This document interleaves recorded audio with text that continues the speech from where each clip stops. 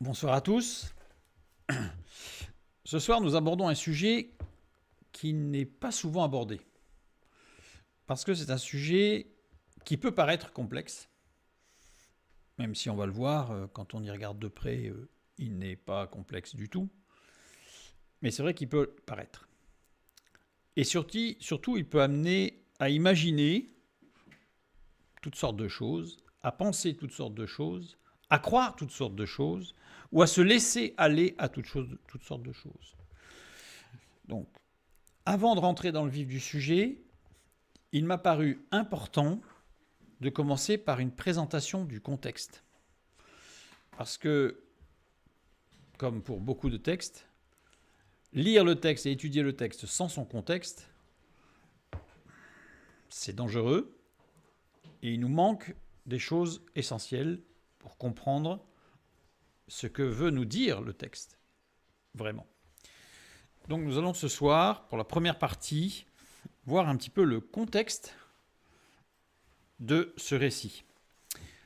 Pour ceux qui prendront cette vidéo en replay, je ne peux que leur conseiller de visionner au préalable les deux études qui font partie de la série sur masculin et féminin dans la Bible par rapport à la perversion narcissique de Saül. Il y en a deux.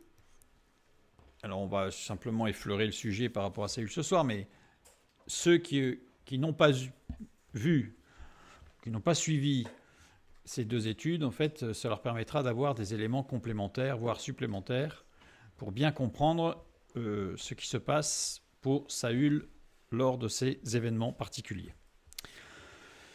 Je vous propose pour commencer de lire le texte. Donc tout d'abord les 7 premiers versets du chapitre 28 du premier livre de Samuel. En ce temps-là, les Philistins rassemblèrent leurs troupes et formèrent une armée pour faire la guerre à Israël. Akish dit à David, « Tu sais que tu viendras avec moi à l'armée, toi et tes gens. » David répondit à Akish, « Tu verras bien ce que ton serviteur fera. » Et Akish dit à David, « Aussi je te donnerai pour toujours la garde de ma personne. » Samuel était mort, tout Israël l'avait pleuré, et on l'avait enterré à Rama dans sa ville. Saül avait ôté du pays ceux qui évoquaient les morts et ceux qui prédisaient l'avenir. Les Philistins se rassemblèrent et vinrent camper à Sunem. Saül rassembla tout Israël et ils campèrent à Gilboa. À la vue du camp des Philistins, Saül fut saisi de crainte et un violent tremblement s'empara de son cœur. Saül consulta l'Éternel et l'Éternel ne lui répondit point, ni par des songes, ni par l'Urim, ni par les prophètes. Et Saül dit à ses serviteurs, « Cherchez-moi une femme qui évoque les morts, et j'irai la consulter. » Ses serviteurs lui dirent, « Voici, à Endor, il y a une femme qui évoque les morts. » Versets 8 à 19. Alors Saül se déguisa et prit d'autres vêtements, et il partit avec 2 hommes. Ils arrivèrent la nuit chez la femme. Saül lui dit, « Prédis-moi l'avenir en évoquant un mort, et fais-moi monter celui que je te dirai. » La femme lui répondit, « Voici, tu sais ce que Saül a fait, comment il a retranché du pays ceux qui évoquent les morts et ceux qui prédisent l'avenir. Pourquoi donc tends-tu un piège à ma vie pour me faire mourir ?» Saül lui jura par l'Éternel en disant, « L'Éternel est vivant, il ne t'arrivera point de mal pour cela. » La femme dit, « Qui veux-tu que je te fasse monter ?» Et il répondit, « Fais-moi monter Samuel. » Lorsque la femme vit Samuel, elle poussa un grand cri et elle dit à Saül, « Pourquoi m'as-tu trompé ? Tu es Saül. » Le roi lui dit, « Ne crains rien, mais que vois-tu » La femme dit à Saül, « Je vois un Dieu qui monte de la terre. » Il lui dit, « Quelle figure a-t-il » Et elle répondit, « C'est un vieillard qui monte et il est enveloppé d'un manteau. » Saül comprit que c'était Samuel et il s'inclina le visage contre terre et se prosterna. Samuel dit à Saül, « Pourquoi m'as-tu troublé en me faisant monter » Saül répondit, « Je suis dans une grande détresse. Les Philistins me font la guerre et Dieu s'est retiré de moi. Il ne m'a répondu ni par les prophètes ni par des songes. Et je t'ai appelé pour que tu me fasses connaître ce que je dois faire. » Samuel dit, « Pourquoi donc me consultes-tu, puisque l'Éternel s'est retiré de toi et qu'il est devenu ton ennemi ? L'Éternel te traite comme je te l'avais annoncé de sa part. L'Éternel a déchiré la royauté d'entre tes mains et l'a donnée à un autre, à David. Tu n'as point obéi à la voix de l'Éternel et tu n'as point fait sentir à Amalek l'ardeur de sa colère. Voilà pourquoi l'Éternel te traite aujourd'hui de cette manière. Et même l'Éternel livrera Israël avec toi entre les mains des Philistins. Demain, toi et tes fils, vous serez avec moi, et l'Éternel livrera le camp d'Israël entre les mains des Philistins. Le texte, c'est vrai, peut paraître curieux, comme d'autres. Il y a d'autres textes qu'on a déjà étudiés qui sont curieux, mais celui-là tout particulièrement. Reprenons notre premier verset du chapitre 28. En ce temps-là, les Philistins rassemblèrent leurs troupes et formèrent une armée pour faire la guerre à Israël. Akish dit à David, « Tu sais que tu viendras avec moi à l'armée, toi et tes gens. » En ce temps-là, il y a un mot qui n'est pas traduit, vaï. Vaï, il y eut, ce fut. Terme se trouvant dans Genèse chapitre 1 pour décrire ce qu'il advint après un ordre divin. On voit dans Genèse chapitre 1 le verset 3, Dieu dit que la lumière soit et la lumière fut, vaï. Au verset 5, Dieu appela la lumière jour et il appela les ténèbres nuit. Ainsi il y eut un soir, vaï, il y eut un matin, vaï, ce fut le premier jour. Le verset 7, et cela fut ainsi, avec l'étendue qui sépare les eaux d'en haut et les eaux d'en bas. Le verset 8, le ciel, il y eut un soir, il y eut un matin, à nouveau, vaï. Le verset 9, que les eaux qui sont au-dessous du ciel se rassemblent en un seul lieu et que le sec paraisse, et cela fut ainsi, vaï. Toujours le verset 9, bon ça c'est le verset 10, mais c'est pas grave. Puis Dieu dit que la terre produise de la verdure, de l'herbe portant de la semence des arbres, fruitiers donnant du fruit selon leurs espèces, ayant en eux leur semence sur la terre, et cela fut ainsi, vaï. C'est-à-dire qu'à chaque fois qu'il y a vaï dans la parole de Dieu, ça veut dire qu'en fait c'est le résultat d'un ordre divin. Donc ça veut dire que les Philistins sont arrivés là par un ordre de Dieu. Vaï. Déjà, ça veut dire que ce n'est pas le fruit du hasard et ça ne tombe pas mal pour Saül. C'est que Dieu a envoyé les Philistins pour cela. Je renvoie vers l'étude sur la souveraineté de Dieu, dont on aura encore besoin évidemment dans cette étude. Mais la mise en situation difficile par Dieu n'est pas rare. C'est-à-dire que Dieu n'est pas là pour nous faciliter la vie, il est là pour nous rendre matures et pour nous faire grandir, pour que nous devenions solides. Donc c'est assez fréquent dans la parole de Dieu que Dieu, il n'abandonne personne, mais que Dieu rende les choses parfois plus difficiles qu'on n'aurait pensé. Par exemple, dans Genèse chapitre 12, le verset 10, « Il y eut une famine dans le pays, et Abraham descendit en Égypte pour y séjourner, car la famine était grande dans le pays. » La famine était envoyée par Dieu, puisqu'il y a vaï. C'est-à-dire que pour Abraham, les choses étaient rendues très difficiles, avec de grands troupeaux, c'est la famine. Il a fallu qu'il aille en Égypte, avec un risque, on connaît le récit, de mourir. Donc les choses sont rendues difficiles, mais Dieu conduit toutes choses. Donc la famine était envoyée par Dieu. Abraham savait que la famine venait de Dieu, ou pas? On n'en sait rien. Rien ne permet de l'affirmer ou de l'infirmer. C'est-à-dire qu'on ne sait pas si Abraham avait compris que la famine venait de Dieu ou pas. Mais ce qui est intéressant, c'est que Dieu n'a pas parlé à Abraham en disant « T'inquiète pas, reste ici, je m'occupe de toi ».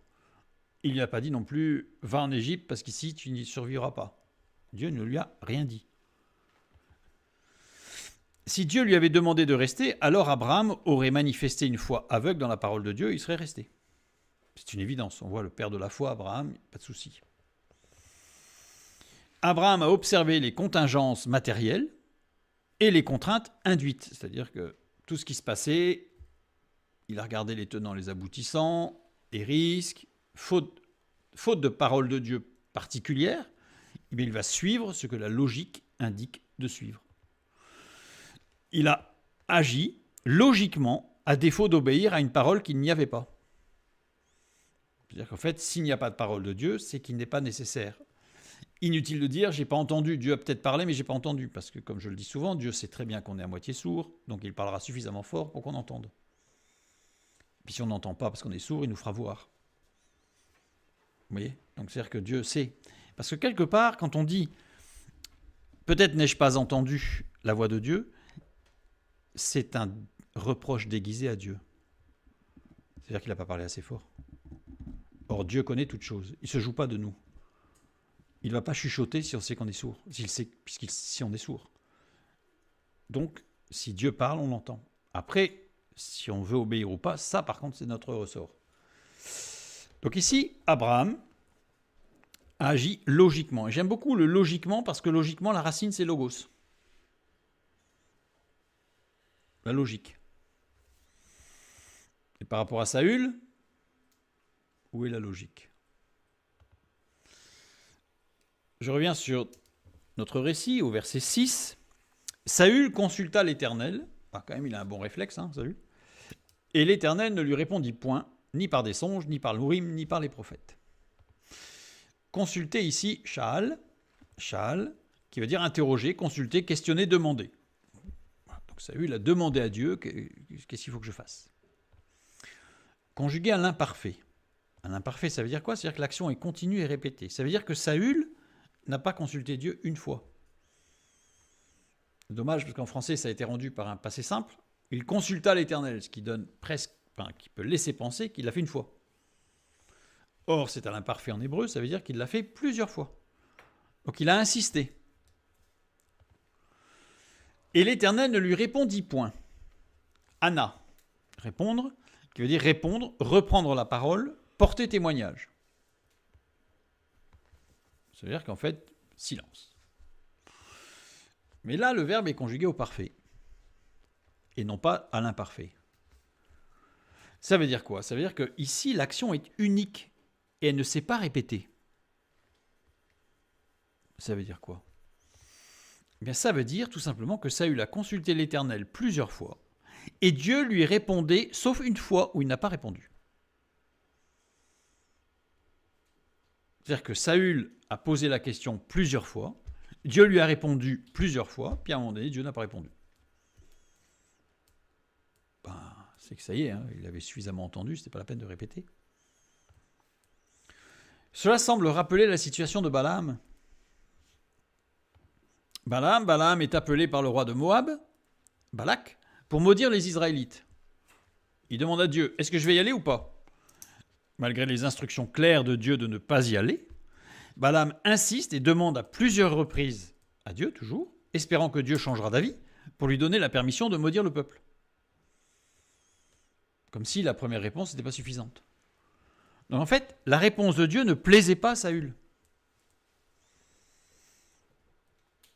Donc il a insisté, espérant sûrement réussir à faire changer Dieu d'avis, comme si c'était possible.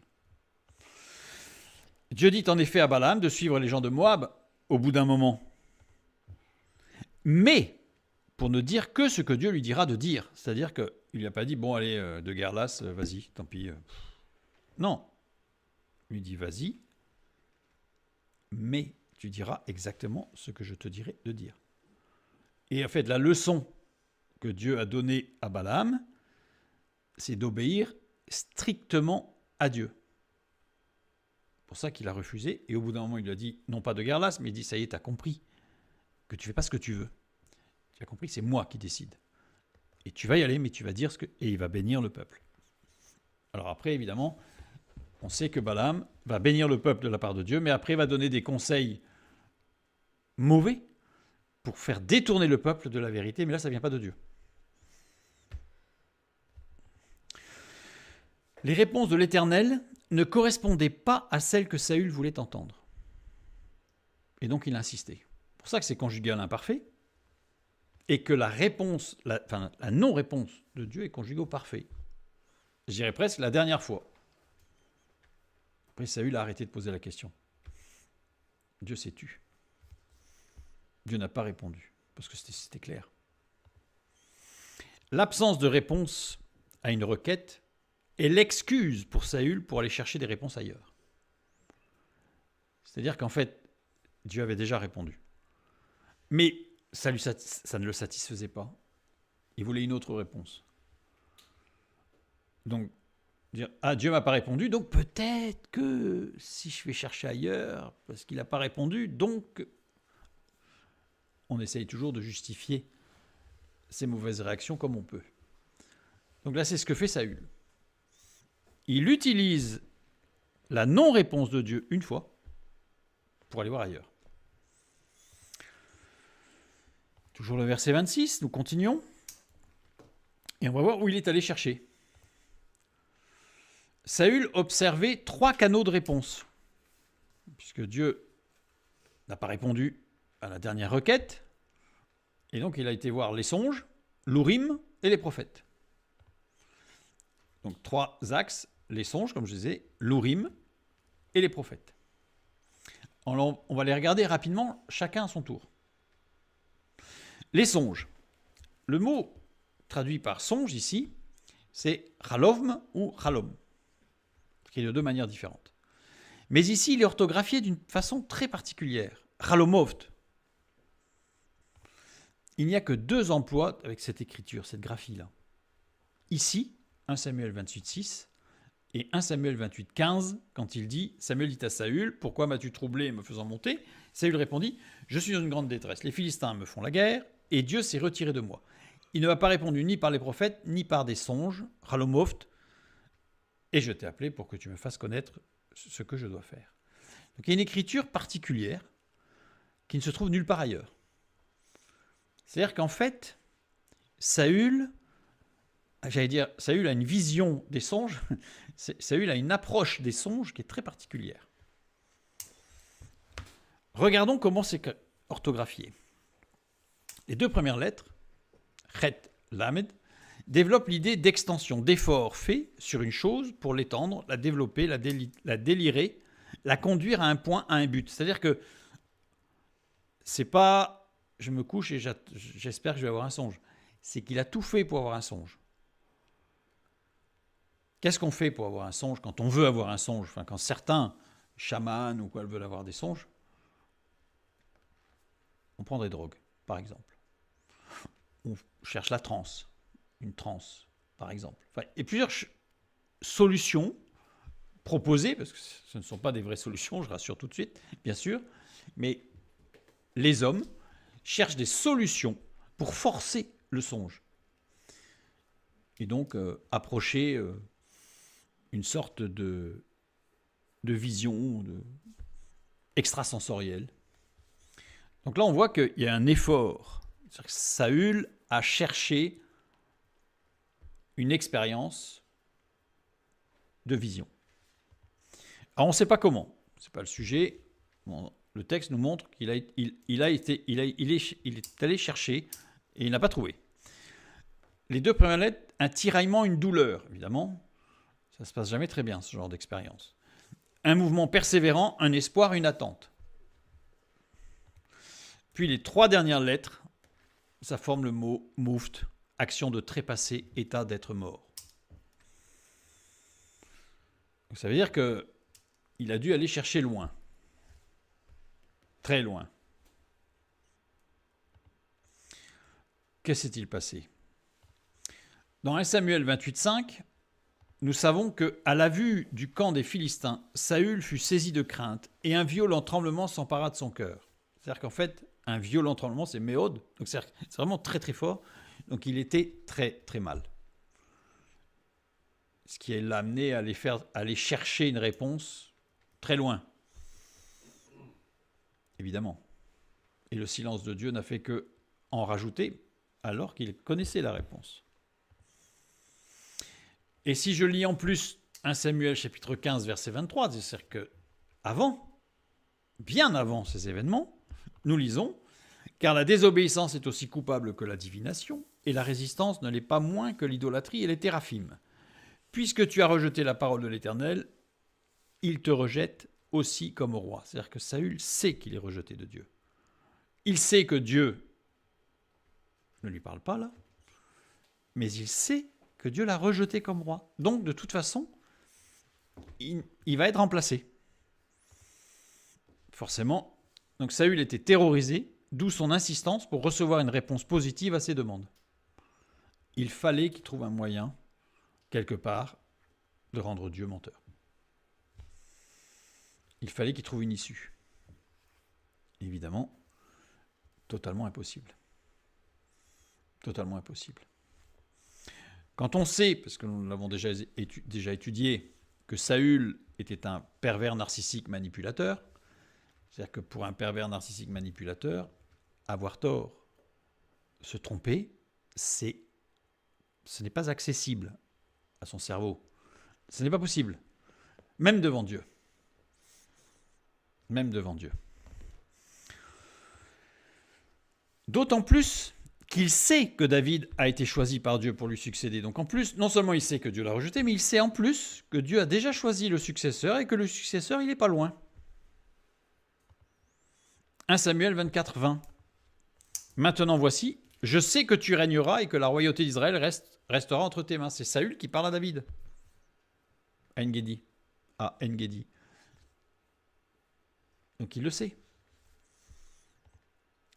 D'autant plus qu'il sait que David, l'homme choisi par Dieu pour le remplacer, se trouve dans le camp des Philistins.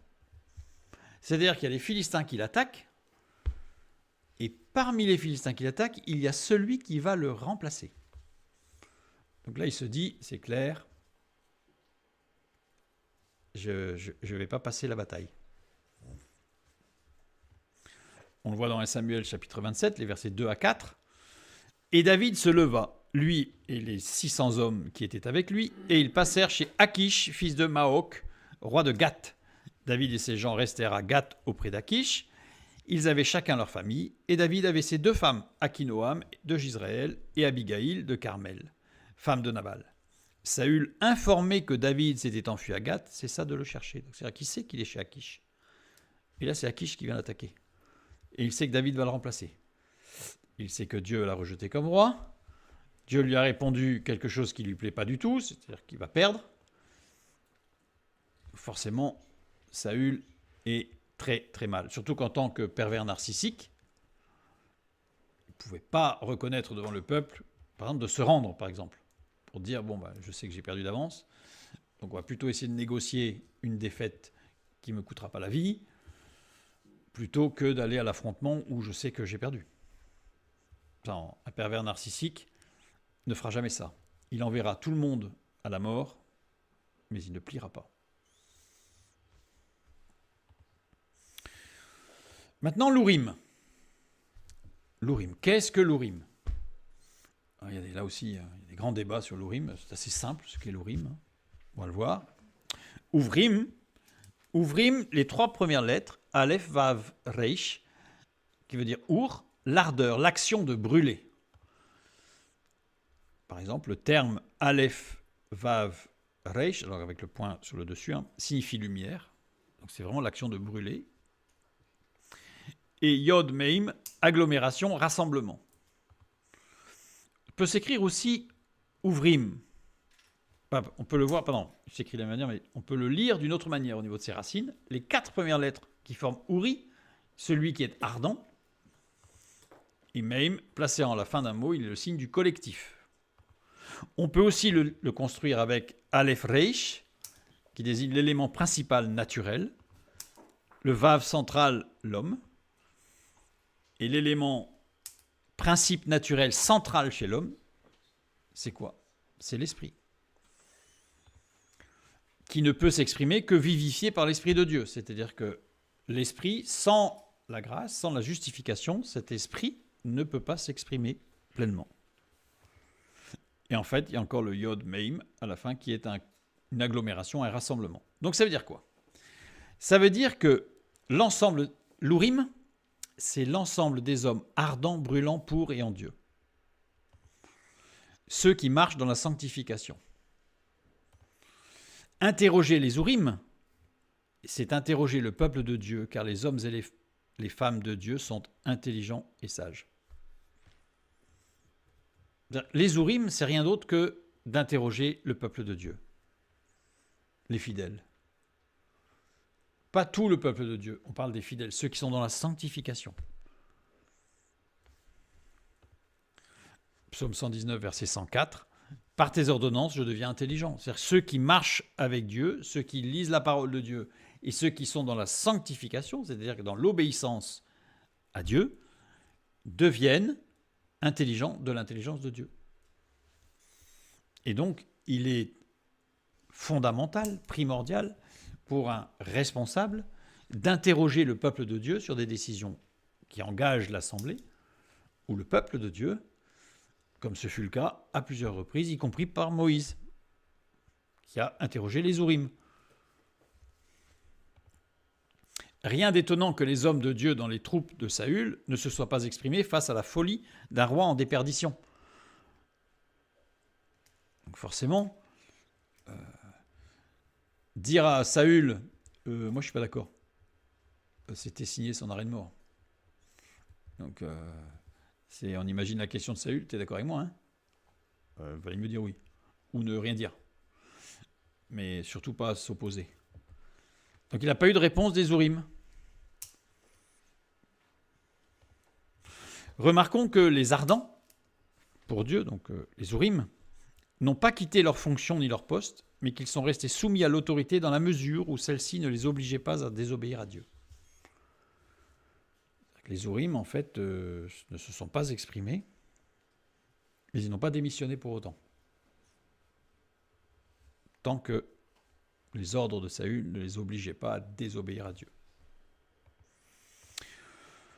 Mais il y a un problème par rapport à ce que nous venons de lire. Il y a un problème. 1 Samuel 28,6, nous lisons. Saül consulta l'Éternel, et l'Éternel ne lui répondit point, ni par des songes, ni par les l'Ourim, ni par les prophètes. Seuls 2 passages nomment l'Ourim seul, sans mentionner les Toumim. Le Toumim. C'est-à-dire qu'en fait, normalement, dans tous les textes bibliques, on a l'Ourim et le Toumim. Or là, Saül ne parle que de l'Ourim, ne parle pas des Toumim. Le deuxième passage qui ne mentionne que l'Ourim, c'est Nombre chapitre 27, verset 21. On va le lire. Il se présentera devant le sacrificateur Éléazar, qui consultera pour lui le jugement de l'Ourim devant l'Éternel. Et Josué, tous les enfants d'Israël avec lui, et toute l'assemblée sortiront sur l'ordre d'Éléazar et entreront sur son ordre. Là, il n'est pas parlé du Toumim, il ne parlait que de l'Ourim. Néhémie chapitre 7, verset 65, nous lisons par exemple, et le gouverneur leur dit de ne pas manger des choses très saintes jusqu'à ce qu'un sacrificateur eût consulté l'Ourim et le Toumim. C'est toujours l'Ourim et le Toumim. Toumim. Qu'est-ce que le Toumim? L'Ourim, on l'a vu ce que c'était. C'est le peuple de Dieu, c'est ceux qui sont dans la sanctification et qui marchent avec Dieu. Toumim, les 2 premières lettres, intègres et universellement approuvées. Dans Actes 6.5, nous avons un exemple de Toumim. Cette proposition plut à toute l'assemblée. Ils élurent Étienne, homme plein de foi et d'Esprit Saint. Étienne était parmi les Toumim. Et la dernière lettre, agglomération, rassemblement, comme les Ourim, l'Ourim. L'ensemble des hommes, le Toumim, c'est l'ensemble des hommes et des femmes intègres devant Dieu. Ceux qui marchent dans l'édification. C'est-à-dire que l'Ourim, c'est ceux qui marchent dans la sanctification. Le Toumim, c'est ceux qui sont dans l'édification, c'est-à-dire qui sont vraiment dans l'enracinement. Je renvoie vers des études précédentes pour faire la différence entre la sanctification et l'édification. Et dont le témoignage est manifeste. C'est-à-dire qu'en fait, ce n'est pas parce qu'il le raconte, quoi. C'est parce que ça se voit. Là, c'est le Toumim. Comme ce fut le cas pour Étienne. C'était manifeste que Étienne était inspiré, intègre et qu'il marchait avec Dieu d'une manière édifiante pour lui et pour les autres. Interroger les Toumim, c'est interroger les anciens du peuple de Dieu, c'est-à-dire ceux qui sont dans l'édification. Quand je dis les anciens, j'aurais pu dire les anciens et les anciennes, mais si je dis les anciennes, ça sonne moins bien. Parce que les anciens, on a l'habitude d'entendre parler des anciens, des hommes de sagesse. Si je dis les anciennes, on va avoir plutôt l'impression que je parle des vieilles femmes. Mais pourtant, les anciens, ça englobe aussi des femmes. Parce que dans le peuple de Dieu, à l'époque de Josué par exemple, nous avons des femmes en hébreu qui sont chefs de tribu, chefs de guerre, qui sont des conseillères, qui sont pris très au sérieux. Les traducteurs ont choisi de traduire ces noms féminins en masculin. C'est dommage. Et on voit encore là une dérive. Donc ici, quand je parle des Toumim, je ne parle pas que des hommes. Je parle vraiment des hommes et des femmes qui sont intègres dans l'édification. Dans Nombre 27-21, pourquoi il n'est pas parlé du Toumim? Parce que Moïse, ayant reçu l'instruction de Dieu de désigner un successeur pour conduire le peuple d'Israël, doit transmettre l'autorité à Josué qui avait été choisi par le Toumim déjà. Dieu avait dit à Moïse, tu choisis Josué. Moïse a vu ça avec le Toumim, c'est-à-dire les anciens, qui ont validé le choix de Josué. Et ensuite, on est allé vers l'Urim, pour que le peuple entier valide le choix de Dieu, du Toumim et de l'Urim par la suite. Donc c'est pour ça que dans Nombre 27-21, en fait, le Toumim n'est pas mentionné. Donc en réalité, quand on y regarde de près, il n'y a qu'un seul passage où il n'est pas mentionné, c'est Saül. C'est 1 Samuel 28 où il ne parle pas du Toumim. Il y a un second problème dans ce texte. Il y a un second problème, donc on a vu il manque le Toumim, c'est-à-dire que Saül n'a pas questionné les anciens du peuple, parce que là je pense que là la réponse aurait été la même que la réponse que Dieu avait faite dans les premières demandes. Donc là il ne les a pas questionnés. Ça évite d'avoir une réponse désagréable. On ne la questionne pas. Je reprends notre texte. Quel est le deuxième problème ? Le deuxième problème ici, c'est que seuls les sacrificateurs pouvaient consulter l'Urim et le Toumim. Et pas le roi. C'est-à-dire que Saül s'est pris pour quelque chose. En fait, il s'est octroyé une position qu'il n'avait pas et qu'il n'aurait jamais dû prendre. Lévitique chapitre 8, versets 7 et 8. Il mit à Aaron la tunique et le ceignit de la ceinture, il le revêtit de la robe, il plaça sur lui l'éphod, qu'il serra avec la ceinture de l'éphod dont il le revêtit. Il lui mit le pectoral et il joignit au pectoral l'Urim et le Toumim. Aaron, le sacrificateur. Dans Deutéronome 33.8, nous lisons « Sur Lévi, il dit « Les Toumim et les Urim ont été confiés à l'homme saint que tu as tenté à Massa et avec qui tu as contesté aux eaux de Mériba. » Esdras 2.63, et le gouverneur leur dit de ne pas manger des choses très saintes jusqu'à ce qu'un sacrificateur ait consulté l'Urim et le Toumim. Or Saül s'est octroyé le droit de consulter l'Urim. Néhémie 7.65, nous l'avons lu tout à l'heure, et là c'est un copier-coller malheureux. Saül consulta l'Éternel. Saül s'autoproclame sacrificateur. C'est pas la première fois. Saül paraît parfait, pur, saint. C'est-à-dire qu'en fait, parce que pour s'approcher de Dieu, surtout à cette époque-là, quand on voit Moïse sur la montagne, etc., que celui qui s'approche de la montagne n'y touche pas parce que sinon il va mourir sur place, il y a la sainteté de Dieu qui est très importante à respecter. Donc Saül s'autoproclame sacrificateur, il consulte l'Éternel et l'Urim, comme Corée qui voulait prendre la place de Moïse. Je renvoie vers l'étude sur la révolte de Corée. Et ce n'est pas la première fois qu'il se prend pour un sacrificateur, Saül. Il y a eu plusieurs fois. Je prends un autre exemple parce que celui-là va être très parlant. C'est dans 1 Samuel, chapitre 14, verset 37. Et Saül consulta Dieu, pardon. Alors on voyait une nuance parce qu'il consulta Dieu et non pas l'Éternel, mais bon, on ne va pas rentrer dans ce détail. Descendrai-je après les Philistins ? C'est déjà produit encore. Hein. Les livreras-tu entre les mains d'Israël ? Mais en ce moment, il ne lui donna point de réponse. Ah, encore une absence de réponse. Le Dieu. L'absence de réponse ici, c'est l'ov, négation absolue. Donc il ne donna aucune réponse. On ne trompe pas Dieu. C'est-à-dire qu'il y avait un problème. Et l'observateur qui marche par l'Esprit de Dieu ne peut pas être trompé non plus. On l'a vu, je l'ai dit, je renvoie vers l'étude, mais Saül était un pervers narcissique manipulateur. C'est-à-dire qu'il ne pouvait pas être un messager de Dieu, un employé de Dieu.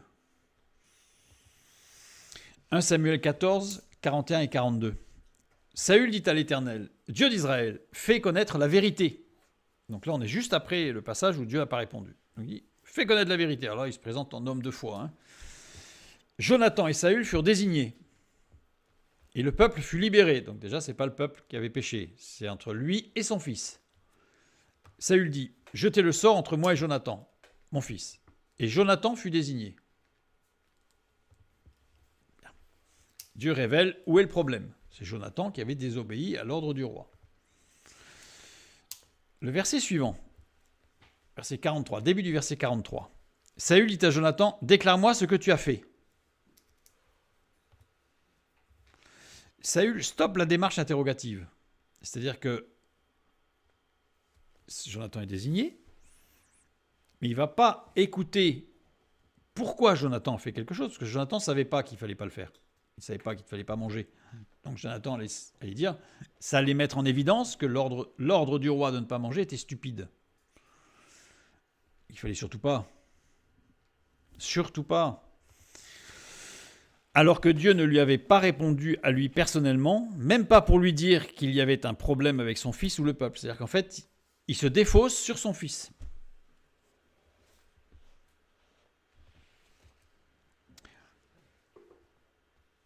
Ça, c'était une fois où Dieu n'avait pas répondu.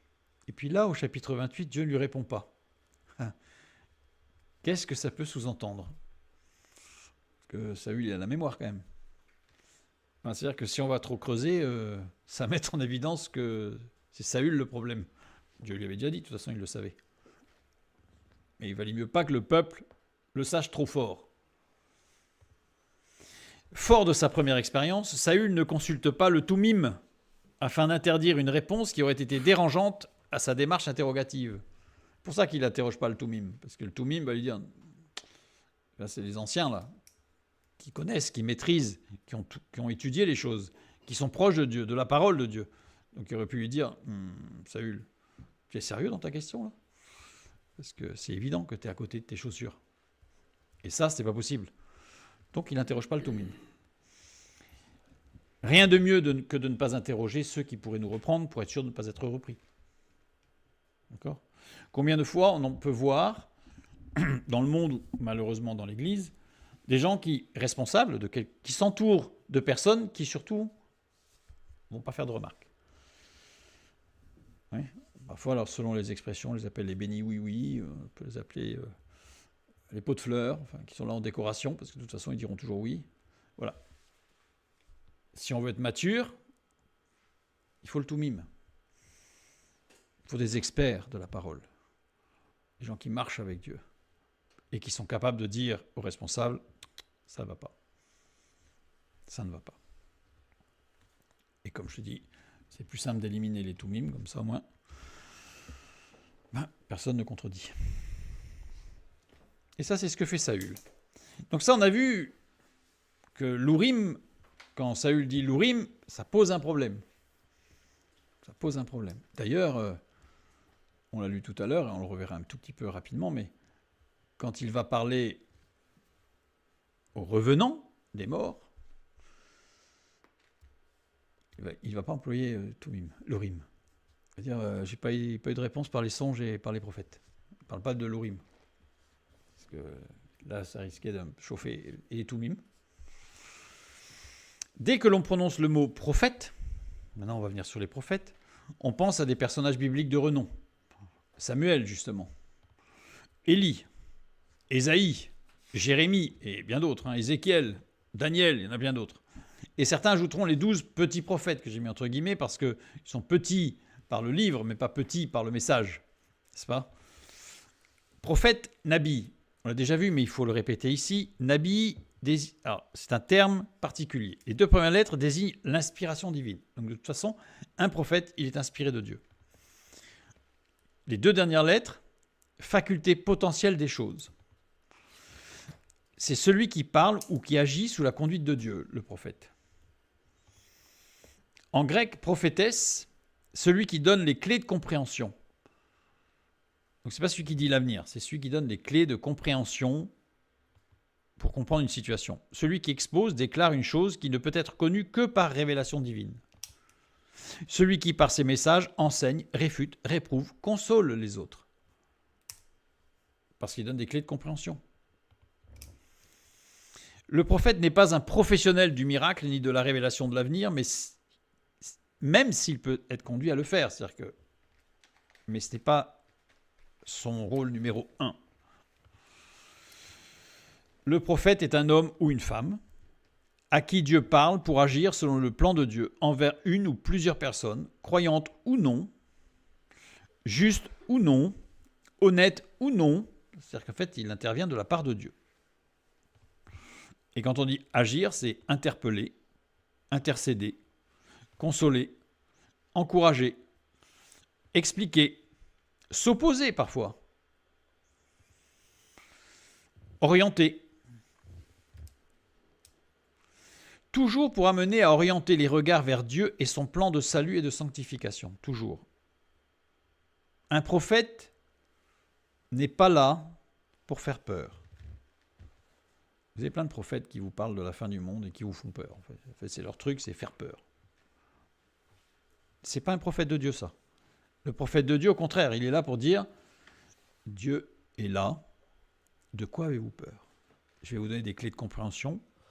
Parce que Dieu fait ceci, fait cela, parce qu'il a un plan, il a un but. Peut-être qu'on ne le connaît pas, de toute façon on ne le comprendra jamais, le but de Dieu, parce que Dieu a une intelligence qui nous dépasse, évidemment. Donc, mais il est là pour rassurer.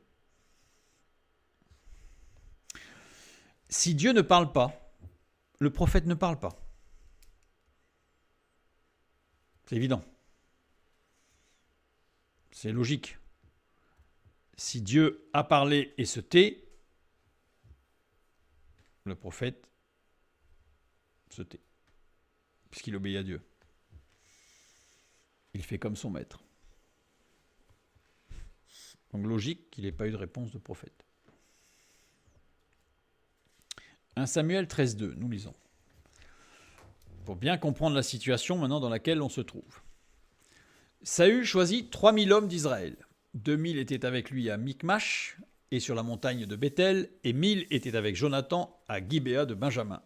Il renvoya le reste du peuple, chacun à sa tente. Donc là, il est encore face aux Philistins. Donc on va prendre une petite carte pour bien comprendre ce qui se passe avec les différentes villes qui vont être autour du conflit. Il faut remarquer quel était le royaume de Saül lors de son règne. Parce qu'à écouter Saül, c'était un grand roi. D'ailleurs, même à écouter certains chrétiens, quand on lit les textes bibliques, on a l'impression que Saül, c'était un grand roi guerrier. Voici le territoire de Saül, d'après les textes bibliques. Le royaume de Saül se compose essentiellement de territoires escarpés, peu propices à un développement agricole, arides et secs, retranchés dans des endroits assez peu accessibles. C'est-à-dire qu'en fait, il n'a rien en fait. C'est-à-dire qu'en fait, il est roi, et il se pavane sur un secteur qui n'intéresse personne, parce que de toute façon, on ne peut pas y mettre des troupeaux, on ne peut pas y faire de l'agriculture, il n'y a rien. Voilà Saül. Voilà la gloire du roi Saül. Ça, c'est typique du pervers narcissique qui va faire croire que c'est quelque chose d'énorme, alors qu'en fait, il n'a pas grand-chose. C'est le manipulateur. Faisons un zoom. Faisons un zoom sur ce qui nous intéresse. Michmash, situé ici. Béthel, qui se trouve ici, ou Beth-El. Gibéa. Maintenant, je fais une coupe. Regardons le relief de la région. Parce que là, je fais ça pour cette bataille-là, puis après, on va le faire pour notre bataille de 1 Samuel 28. Et vous allez voir l'attitude de Saül, quand même assez symptomatique. Donc voici le relief, avec Béthel tout en haut, ce qui est assez logique, la maison de Dieu est en haut sur la montagne. Michmash en bas. Gibéa encore plus bas. 1 Samuel 13,3, le verset d'après. Jonathan bâtit le poste des Philistins qui était à Géba, et les Philistins la prirent. Saül fit sonner de la trompette dans tout le pays en disant que les Hébreux écoutent. Géba, plus bas. On continue toujours sur cette bataille pour voir que la stratégie de Saül est quand même assez pervers. C'est un pervers narcissique, stratégie perverse. Saül choisit 3000 hommes donc d'Israël, 2000 étaient avec lui à Michmash, sur la montagne Béthel. Michmash ou Michmas, caché, qui veut dire caché. Donc lui, il était caché. Les deux premières lettres de ce nom qui s'atténuent, se débilitent, s'affaiblit, se distille. Et la fin, toute dissolution, tantôt propre qu'au figuré, tout ce qui énerve, ôte les forces physiques et morales. ou dans l'autre cas d'écriture, exprime tout ce qui se meut d'un mouvement contractile, se retire en soi. C'est-à-dire que on est loin du guerrier qui va affronter Goliath. C'est-à-dire que c'est vraiment, je me fais tout petit dans un petit trou et je me cache. Tout ce qui se tire, se retire, s'extrait et s'amasse, se récolte. Donc on se replie sur soi. Bethel, ville en hauteur, inaccessible, en retrait complet. Saül se cache, se protège avec 2000 hommes. C'est-à-dire qu'il se met à un endroit totalement inaccessible et il se cache. Superbe guerrier, chef de guerre, n'est-ce pas? Et il envoie Jonathan à Gibéa, son fils. Petite montagne colline, Gibat. Gibat, deux premières lettres, placée en dessous, existence relative qui s'infléchit, qui ronge l'esprit, use, délabre. Saül envoie son fils au front avec 1000 hommes, donc lui il en a 2000 et il se cache. Il envoie son fils avec 1000 hommes, en le faisant fléchir, en lui retirant sa propre existence, en l'usant, le détériorant, le dégradant, le rabaissant. Je renvoie vers l'étude sur le pervers narcissique où on voit qu'il n'a fait que rabaisser sa famille en permanence, Saül. Les versets suivants, 3 et 4. Jonathan bâtit le poste des Philistins qui était à Géba, et les Philistins la prirent. Saül fit sonner la trompette dans tout le pays en disant que les Hébreux écoutent. Tout Israël entendit que l'on disait « Saül a bâti le poste des Philistins, et Israël se rend odieux aux Philistins. » Et le peuple fut convoqué auprès de Saül à Gilgal. Voilà. Après, il ressort de sa cachette. Une fois qu'il a envoyé son fils, et que son fils, en s'appuyant sur Dieu, a eu la victoire, hop, il ressort. C'est moi le chef, c'est moi la victoire. Heureusement que j'étais là. Typique du pervers narcissique. Saül gère tout pour que ce soit lui qui tire les bénéfices des actions de Jonathan et de ses hommes. Donc lui s'est mis au-dessus des Philistins, caché. Il a envoyé son fils en dessous. Je ne sais pas si vous êtes stratège en guerre, mais en général, si vous êtes dessous, c'est plus difficile de gagner quand même. Parce que les autres, ils vous voient de haut, c'est le cas de le dire. Donc lui, c'était caché. Et pour autant, Jonathan a gagné. Et du coup, hop, il sonne la trompette, vive moi, je m'aime beaucoup. C'est-à-dire qu'il envoie son fils sans prendre de risque pour lui. Ça, c'est Saül. Revenons à notre texte, 1 Samuel 28, 4. Les Philistins se rassemblèrent et vinrent camper à Sounem. Saül rassembla tout Israël et ils campèrent à Gilboa. Sounem, en hébreu, double lieu de repos. Littéralement. L'objectif des Philistins était double. Les Philistins ici avaient deux objectifs.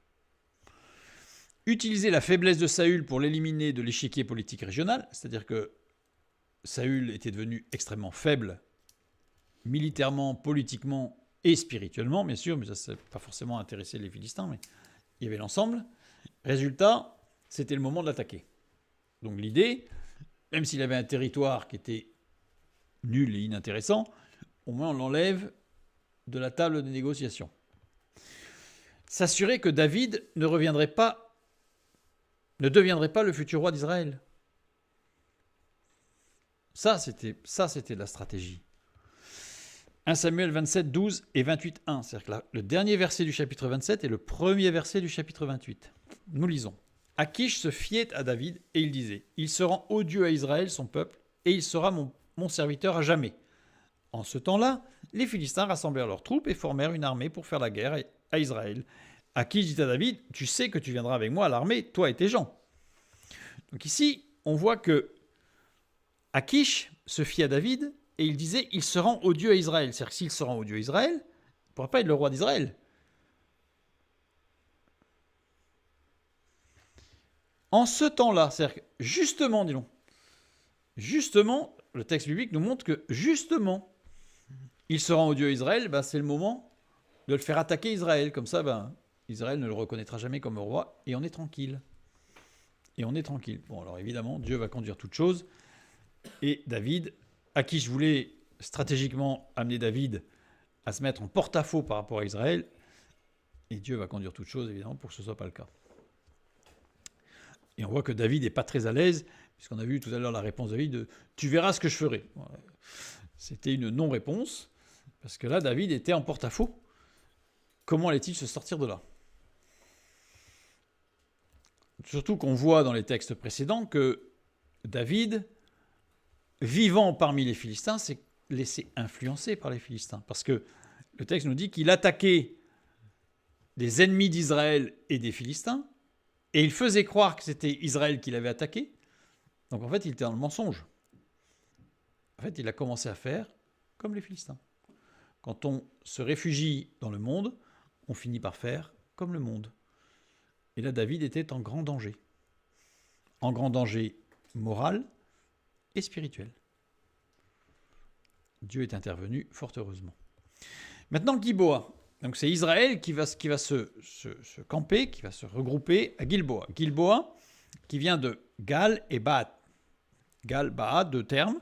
Gal qui veut dire source ou isolé. Et Baat, chercher, rechercher ou gonfler, augmenter. Donc ça veut dire que Sunem, c'est le double lieu de repos avec les deux stratégies philistines. Et Saül, lui, il va à un endroit où il cherche une source, parce qu'il cherche d'inspiration, parce qu'il n'y en a plus. Et il est isolé, et il va augmenter l'isolement. Le verset 7. Et Saül dit à ses serviteurs, cherchez-moi une femme qui évoque les morts, et j'irai la consulter. On verra la prochaine fois pourquoi une femme, pourquoi pas un homme. C'est vrai, quoi. Il aurait pu dire, cherchez-moi quelqu'un. Et j'irai la consulter. Ses serviteurs lui dirent, voici à Endor, il y a une femme qui évoque les morts. Bon, en fait, je veux dire, c'est qu'en fait, il savait très bien qu'à Endor, il y avait une femme. Et comme ça, il voulait aller à Endor. Il ne voulait pas aller ailleurs. Pourquoi? On va voir tout de suite. Endor s'écrit de 3 façons différentes. Ça se prononce pareil, mais il y a une petite différence d'écriture. Dans le premier cas, pour Dor, on a le Aleph central, donc une lettre qui ne se prononce pas, ou on a un Vav central, ou alors on n'a rien au centre.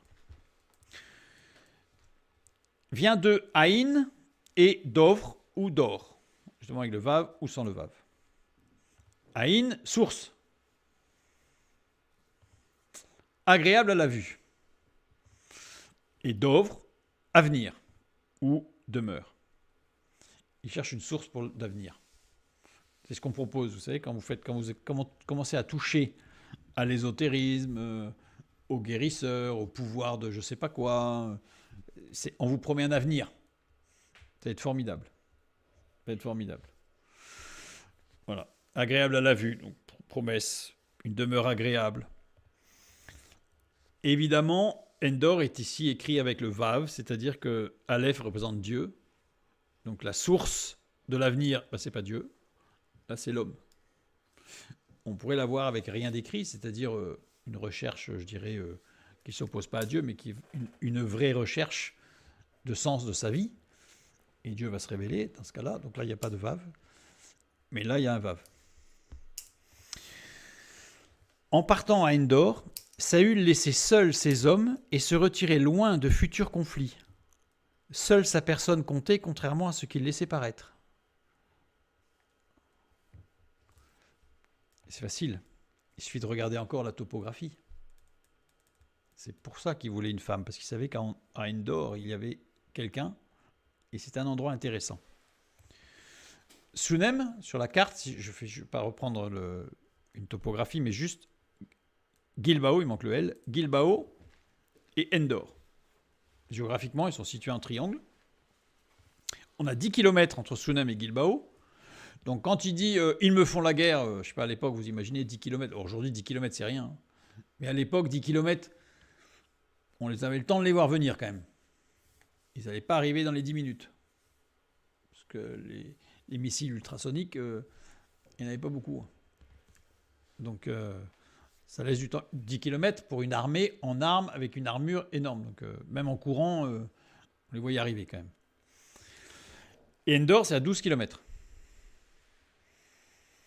Plus sur l'est par rapport à Sunem. Et entre Sunem et Endor, eh bien, il y a une montagne qu'on appelle le Petit Hermon ou le Mont Morée, qui est à 512 mètres d'altitude. Vous me dire oui alors. Ce qui est intéressant, c'est que Sunem est à 100 mètres d'altitude. Une plaine stratégique et ouverte. Gilbao est à 536 mètres en hauteur, mais vulnérable, puisqu'en fait, il n'y a pas de point pour se cacher véritablement. C'est plus facile, mais c'est très vulnérable d'un point de vue topographique. Donc, très défavorable pour avoir une bataille. Et Endor, c'est à 250 mètres, en retrait, dans un relief discret. Même stratégie que la première fois. Je vais aller à un endroit où je suis discret, on ne peut pas me trouver, et entre l'ennemi et Endor, il y a la montagne de 512 mètres. Donc de toute façon, ils ne passeront pas par là. Donc s'ils veulent m'atteindre, il faut d'abord qu'ils passent par Gilbao. Donc ils vont d'abord se taper dessus avec Israël, mais pas moi. Donc voilà en fait la vraie stratégie de Saül. Outre le fait de la consultation, et on verra ça la prochaine fois, mais on voit qu'ici en fait Saül est perverse dans son attitude. Mais c'est le propre du pervers narcissique, c'est de faire croire, de laisser croire qu'il est vaillant, mais en réalité, il est faible, il est fourbe, il est faux, il est hypocrite, il a peur. Mais il ne le montrera jamais. Il ne le montrera jamais. Et je trouve intéressant que le texte biblique soit aussi très discret sur cette fourberie, parce que c'est à l'image du pervers narcissique qui est très discret sur sa fourberie. C'est-à-dire qu'en fait, pour, s'en rendre compte, il faut se laisser conduire par Dieu et il faut être très observateur parce que ce sont des détails qui mettent en évidence la perversion narcissique et la manipulation. Saül était devenu un expert parce que comme on l'a vu dans l'étude sur le pervers narcissique, on ne naît pas pervers narcissique, on le devient. Ça n'existe pas quelqu'un qui est né pervers narcissique, mais par contre, il y en a de plus en plus qui le deviennent. Saül l'est devenu parce qu'il a rejeté Dieu, parce qu'il a rejeté les avertissements de Dieu. Et quand il a voulu interroger Dieu, Dieu lui a dit plusieurs fois, puis au bout d'un moment, il se tait. Et au bout d'un moment, il se tait. Je vous propose la semaine prochaine de nous approcher cette fois-ci de Endor pour voir exactement ce qui s'est passé. Mais je trouve qu'il était très important et très intéressant de comprendre l'état d'esprit de Saül. C'est-à-dire que Saül avait comme premier objectif de se cacher et de se mettre à l'abri. Physiquement. Puis après, il va avoir comme objectif de se mettre à l'abri, je dirais, politiquement et spirituellement. On verra ce que ça va donner. Voilà. Maintenant, on connaît exactement comment est Saül quand il va se présenter à Endor. Et c'est pour ça qu'il voulait une femme, parce qu'il savait qu'il y en avait une là, et donc comme ça fait discret. Il me faudrait, voilà. Ah, mais il y en a une là. Ah, ça tombe super bien, dis donc. Parce que c'est exactement là que je voulais aller. Ben voilà. Que Dieu vous bénisse, et à bientôt.